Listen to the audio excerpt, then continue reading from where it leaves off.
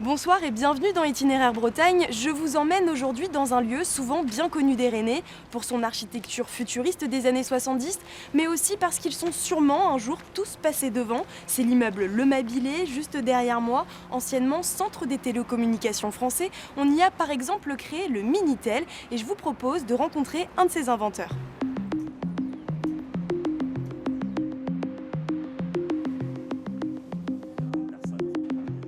Bonjour Monsieur Marty, merci beaucoup d'avoir accepté notre interview. Ça vous fait bizarre de revenir ici? On est dans ce qui a été rénové, du coup, un restaurant.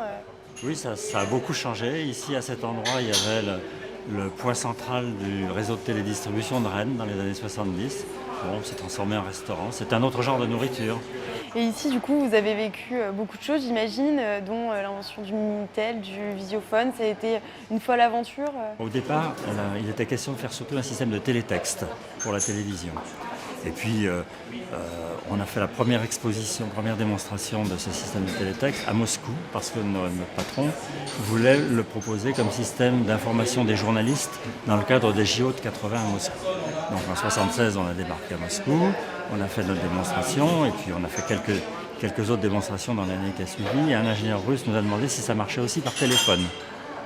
On a dit oui, ça doit pouvoir marcher aussi par téléphone. Et la suite a été tout à fait logique. On a fait marcher ce système non plus seulement sur la télévision mais sur le téléphone. C'est devenu Minitel.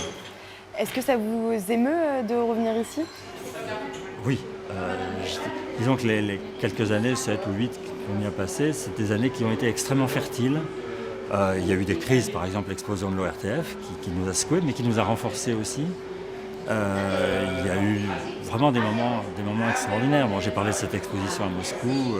Avec quel œil vous regardez tout ce qui se passe aujourd'hui, au final la continuité de ce que vous avez créé, Internet Tout ceci peut apporter de bonnes choses. Internet a été quand même, avec le développement des moteurs de recherche, la possibilité de trouver presque instantanément une information dont on a besoin, c'est un outil fantastique.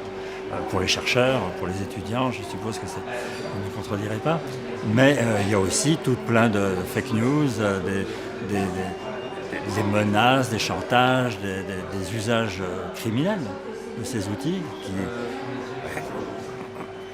qui renvoient aux chercheurs une certaine responsabilité et un sentiment de malaise face à ces débordements et à ces excès.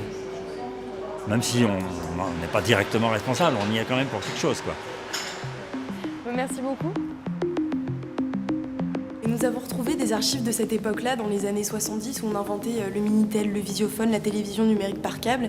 Et aujourd'hui, ce lieu est occupé par des gens qui font aussi l'innovation dans le numérique, dans le digital. Il y a par exemple la French Tech, Rennes Saint-Malo. On a décidé de leur montrer ces archives-là, voir un peu ce qu'ils en pensent. Suivez-moi.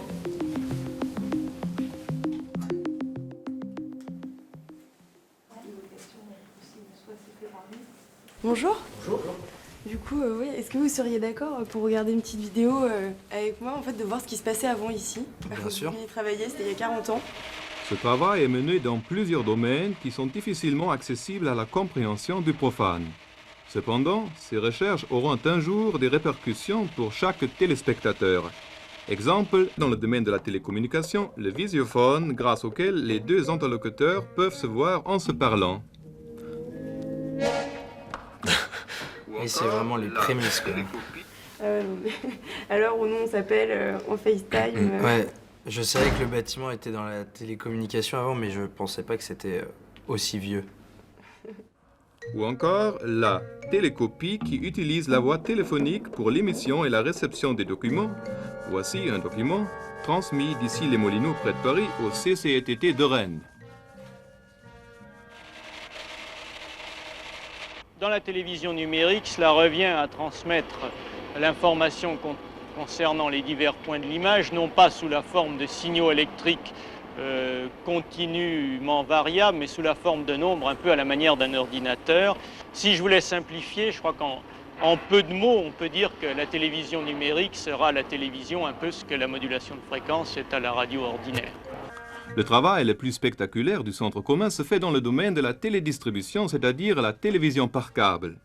Au lieu d'être relié par voie aérienne avec la station émettrice, le téléspectateur recevra un programme ou plusieurs programmes par câble. Si tout se passe bien et s'il n'y a pas de difficultés d'ordre divers, on peut espérer que dans les premiers mois de 1975, les premiers abonnés au réseau de télédistribution de Rennes pourront recevoir leur programme par câble. On n'arrête pas le progrès. Hein. Ça vous a inspiré quoi, cette vidéo?